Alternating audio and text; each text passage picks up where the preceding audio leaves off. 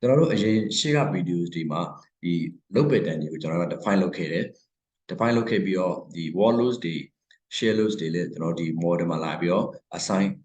လုပ်ပြီးသွားပြီဆိုတော့အခုကြံသေးတာကကျွန်တော်တို့က seismic load ရယ်wind load ရယ်ကျွန်တော်ကြံသေးတယ်ဆိုတော့ဒီ video မှာကျွန်တော်ဒီ seismic load ရယ် wind load ရယ်ကိုကျွန်တော်တို့ကဒီ model မှာလာပြီးတော့ဒီassign လုပ်တာပေါ့နော်တနည်းအားဖြင့် apply လာလုပ်မှာဖြစ်ပါတယ်အဲ့တော့ကျွန်တော်တို့ seismic force ဆိုတာကCS နဲ့ W နဲ့မြောက်တယ်ပေါ့နော် CS ဆိုတော့ကကျွန်တော်တို့ seismic coefficient နဲ့ဒီ weight နဲ့ seismic coefficient နဲ့ weight နဲ့မြောက်မှကျွန်တော်တို့ seismic force တနည်းအားဖြင့် base shear ဆိုတာရလာတယ်အဲ့တော့ကျွန်တော်တို့ဒီ load pattern define လုပ်ခဲ့တုန်းကကျွန်တော်တို့ဒီ CS တန်ဖိုးကိုကျွန်တော်တို့ကရပြီးသွားပြီကျွန်တော်တို့အဲ့မှာ SS တွေ S1 တွေကျွန်တော် side class တွေပါညာနဲ့ကျွန်တော်တို့တွက်လိုက်ပြီဆိုလို့ရှိရင်သူက CS တန်ဖိုးထွက်လာနော်ဆိုတော့ကျွန်တော်တို့ကဒီ W ဆိုတာကိုကျွန်တော်တို့ကဒီသတ်မှတ်ပေးဖို့လိုသေးတယ်အခုဒီ ETABS မှာသွားပြီးတော့ဗောနော်အဲဆိုတော့ကျွန်တော်တို့အခုကသွားပြီးတော့ဒီ W ဆိုတဲ့ဟာကိုကျွန်တော်တို့ကသွားပြီးတော့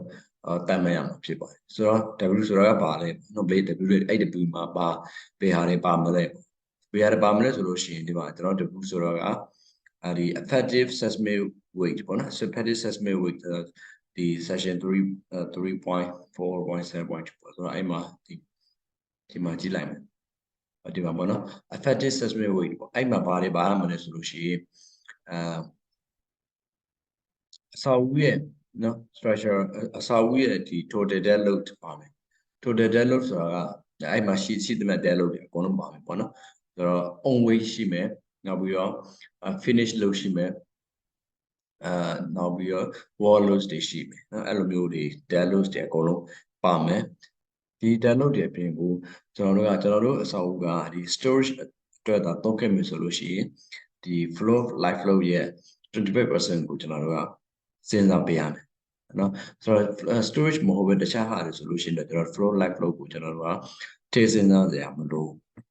ဆိုတော့နောက်ပြီးတော့ဒီ partition တွေနော်အခန်းဖွင့်တွေကကျွန်တော်တို့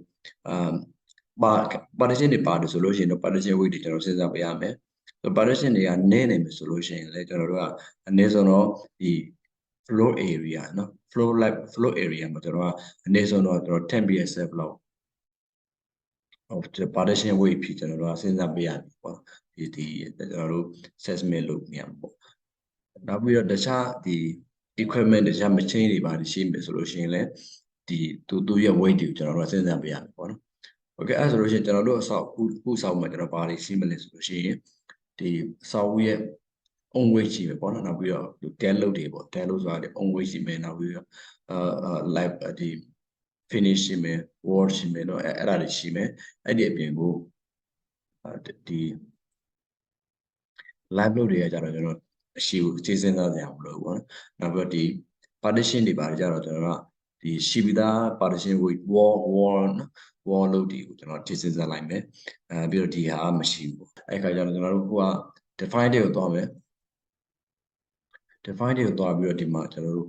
mass source ဆိုတာရှိရပါတော့ seismic mass အဲ့ဒါဝင်လိုက်တယ်ဝင်လိုက်ပြီးတော့ဒီမှာmass source 1အဲ့ကောင်ကိုကျွန်တော်တို့က modify show လုပ်လိုက် modify show mass source ဝင်လိုက်မယ်ဝင်လိုက်ပြီးတော့ဒီမှာဒီရောဟာတဲ့အဲ့လိုမျိုး original not default setting အဲ့လိုမျိုးဖြစ်နေပြီသားနော် self mass ပါမယ် self mass ဆိုတော့ကစာအုပ်ရဲ့ on weight ပါမယ်ပြီးနောက်ပြီးတော့ဒီ additional mass ဆိုတာပါတယ်ပေါ့ဆိုတော့ဒီကျွန်တော်တို့ကဒီကောင်ကို additional mass ဆိုတာကတော့ကျွန်တော်တို့တခြား on weight ပြင်ကိုတခြားရှိတဲ့ load တွေပေါ့နော်အဲ့တော့ကျွန်တော်တို့ဒီကောင်ကိုကျွန်တော်ဖြုတ်လိုက်မယ်ဖြုတ်လိုက်ပြီးတော့ကျွန်တော်ကိုယ့်ဘာကိုဒီ additional ကိုကိုယ့်ဘာကိုထည့်မယ်ပေါ့နော် on weight ကတော့ on weight ဒီ element set mass on weight အပြင်ကိုကျွန်တော်တို့ကတခြားဘာတွေကိုစဉ်းစားမလဲဆိုတဲ့ဟာကိုကိုယ့်ဘာကိုသတ်မှတ်ပေးမယ်အဲကြောင့်မလို့ကျွန်တော်ဒီမှာ specify load pattern ဆိုတာရှိအဲ့တော့ကျွန်တော်တို့ရွေးလိုက်မယ်ရွေးပြီးတော့ဒီဘက်မှာကျွန်တော်ပေါ်လိုက်ပေါ့နော်အဲ့ခါကျတော့ဒီဘက်မှာကျွန်တော်က dead load ကိုကျွန်တော်ထည့်စဉ်းစားကြရမလို့တော့ဘူးဘာလို့ဆိုတော့ဒီမှာ set mass နဲ့ကျွန်တော် dead load ကပါနေပြီသားပေါ့နော်ဆို dead load ဆိုတာ on weight ပေါ့ on weight ကျွန်တော်ထည့်မစဉ်းစားဘူးဒီ on weight ပြင်ကိုကျွန်တော်ဘာရှိမလဲဆိုလို့ရှိရင် finish ရှိမယ်ဟုတ်နော် finish ထည့်လိုက်တယ် finish ပြင်ကိုကျွန်တော်တို့က wall ရှိမယ် add ပေါ့တကယ်လို့သာကျွန်တော်တို့ software storage တာဖြစ်ခဲ့မှာဆိုလို့ရှိရင် live ကိုရွေးပြီးတော့ဒီမှာကျွန်တော်တို့ 0.25 နော် 25% လောက်ထည့်စဉ်းစားပေးရမယ် ဒါပေမဲ့အခုကကျွန်တော်တို့က storage mode တဲ့အတွက်ကြောင့်မလို့ဒီဟာကိုကျွန်တော်ပြန်ဖြတ်လိုက်မယ် okay ဆိုတော့ဆိုလို့ရှိရင်self mask ရယ်နောက်ပြီးတော့ finish your work ဆိုလို့ရှိရင်ဒီပြီးသွားပြီပေါ့နော် okay okay အဲ့ဆိုလို့ရှိရင်ကျွန်တော်တို့အစာအုပ်စီကိုဒီ seismic force တွေကရောက်သွားပြီပေါ့နော် analysis လုပ်လိုက်ပြီဆိုလို့ရောက်တော့မှာဖြစ်ပါတယ်ဆိုတော့အဲ့ဒါကိုကျွန်တော်တို့ကတစ်ချက်တော့သိကြည့်လိုက်မယ်သိကြည့်မယ်ဆိုလို့ရှိရင်ဒီကောင်ကိုကျွန်တော်တို့က analyze လုပ်လိုက်မယ်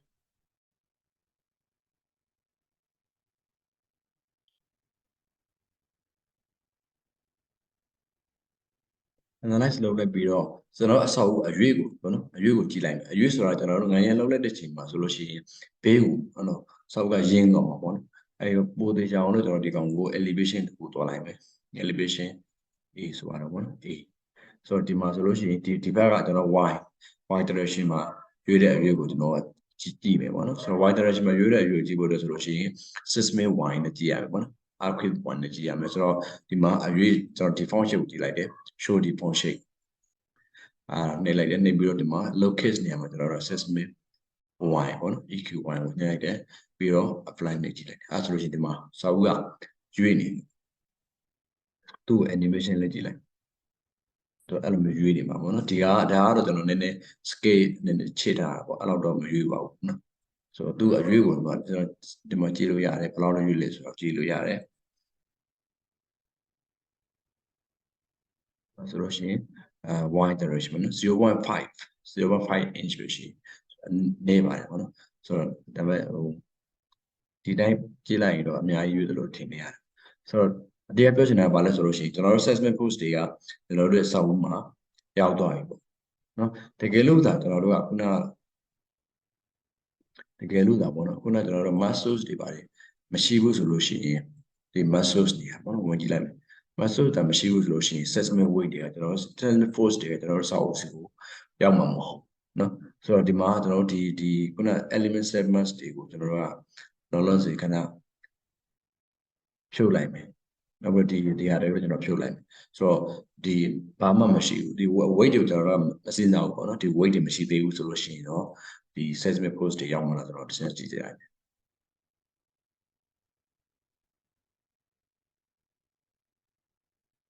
okay ဆိုတော့ခုနအတိုင်းပဲ EQY နဲ့ကြည့်လိုက်မယ်ဆိုတော့အခုဆိုလို့ရှိရင်ဒီမှာစာအုပ်ကနော်မရွေးတော့ဆိုတော့ကျွန်တော်တို့က seismic force မှာဒီ weight တွေမရှိတဲ့အတွက်ကြောင့်မလို့ကျွန်တော် force လေးမရှိဘူးပေါ့နော်အဲကြောင့်မလို့ကျွန်တော် seismic force တွေဒီမှာလာပြီးတော့အစောင်းမှာလာပြီးတော့ကျွန်တော်တို့ seismic force တွေလာပြီးတော့မတက်အောင်ပေါ့နော်အဲကြောင့်မလို့ကျွန်တော်မရွေးတော့ဆိုတော့ကျွန်တော်တို့ muscles ကအရေးကြီးတယ်ပေါ့နော်ကျွန်တော် muscles တွေမှားပြီးထည့်တာပဲဖြစ်ဖြစ်ဒါမထည့်လိုက်တာပဲဖြစ်ဖြစ်ဆိုလို့ရှိရင်ဆိုတော့ assessment post တွေကကျွန်တော်တို့စောင့်ကြည့်ဖို့မှန်မှန်ကန်ကန်မရောက်လာဘူးပေါ့နော် okay အဲဆိုလို့ရှိရင်ကျွန်တော် muscles ကိုပြန်ပြီးတော့ define ပြန်လုပ်မယ် define muscles တွားပြီးတော့ဒီ